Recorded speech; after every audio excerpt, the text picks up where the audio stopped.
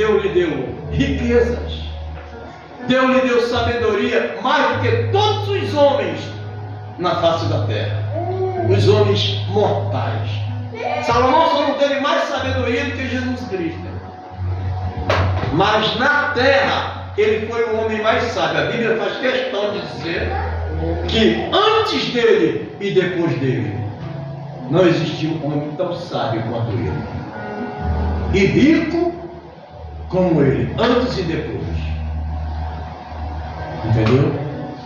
Então, quando nós oramos a Deus, apresentando uma causa ao Senhor, e que essa causa é para a glória do nome dele, aleluia, ele nos acrescenta além daquilo que pedimos ou pensamos. Glória a Deus. Porque é para a glória do nome dele. Deus não vai nos dar nada que não seja para a glorificação do nome dele. Aleluia. Verdade, Deus. Entenda isso. Deus não vai lhe dar nada que você peça que não seja para glorificar o nome dele. Quando o homem pede uma porta de emprego, quando ele pede um bem, uma bênção ao Senhor, se não for para a glorificação do nome de Jesus, esquece. Deus não vai nos dar nada para a nossa destruição. Está entendendo? Porque tudo que Deus faz é bom. Deus não quer ver o mal de ninguém. Então, para Salomão ser bem sucedido, ele necessitava ouvir as palavras do Davi, seu pai, e pôr em prática. Meu Deus. Agora escute uma coisa. Salomão foi o homem mais sábio na Bíblia.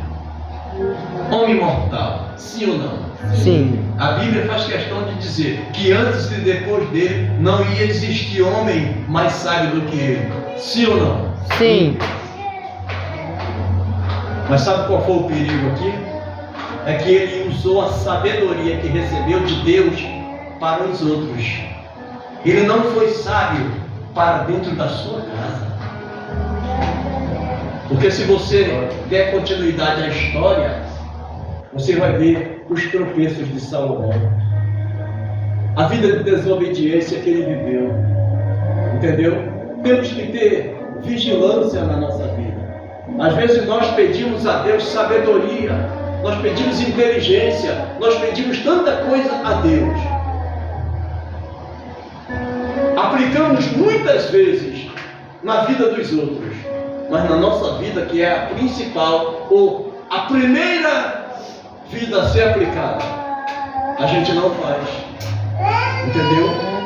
Você vê na história pela vida do seu filho Roboão, quando ele assume no lugar de seu pai Salomão, as atitudes que ele teve.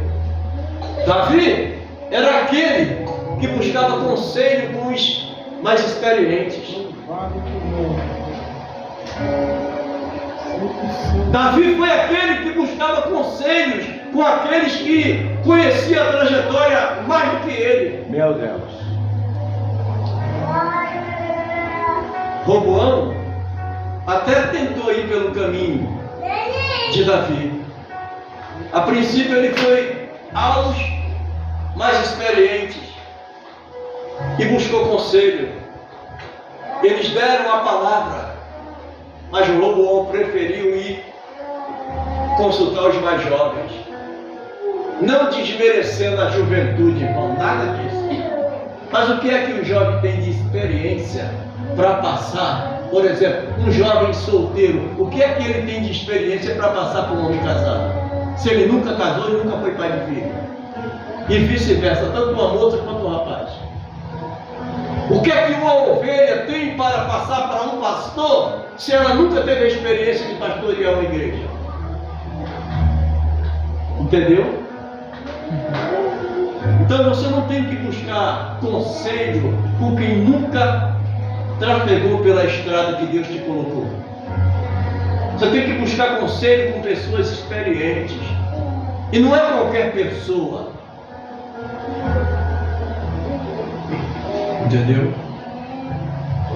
Eu tive a felicidade de, no início do meu ministério, ter do meu lado pessoas que, se tivessem viva hoje, já estariam com 100 anos de vida.